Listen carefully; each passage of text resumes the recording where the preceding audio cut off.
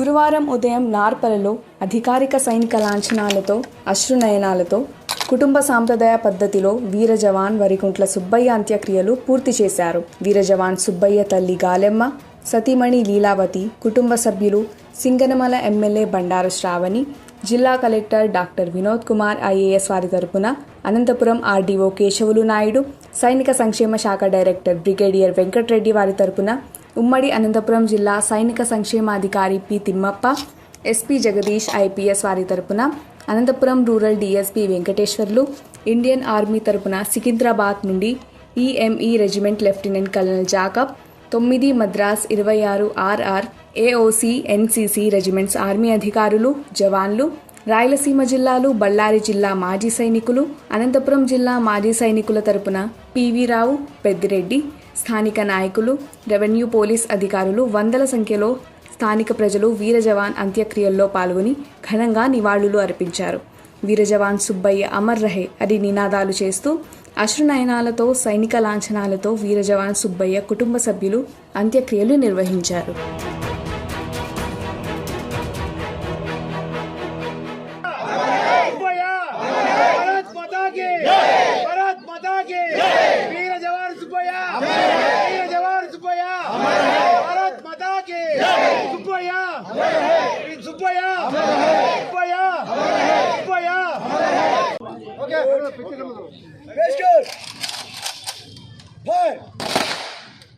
ఎనికి జరగండి అక్కడ.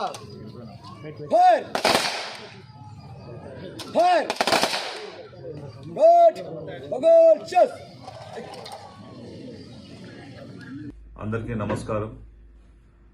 మొన్నటి రోజున జమ్మూ కాశ్మీర్ బార్డర్లో వీర మరణం పొందినటువంటి వెంకట సుబ్బయ్య గారి మృతికి సంతాపం ప్రకటిస్తూ తీవ్రమైనటువంటి ఒక బాధ కలిగించేటువంటి ఒక సన్నివేశం అది.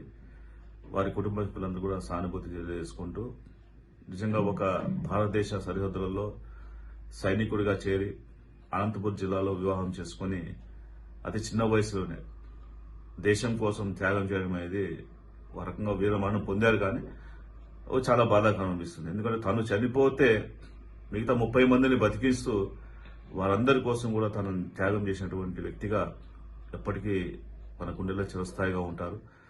భగవంతుడు వారి కుటుంబాలకి మంచి శక్తిని, వారిని తట్టుకునేటువంటి ఒక బాధను తట్టుకునేటువంటి ఒక సహకారాన్ని అందించి వారి కుటుంబానికి అన్ని రకాల చేదోడువాదులుగా అందరూ ఉంటామని చెప్పేసి తెలియజేసుకుంటూ ఈ సందర్భంగా వారికి ఘనమైన నివాళులు అర్పిస్తున్నాను.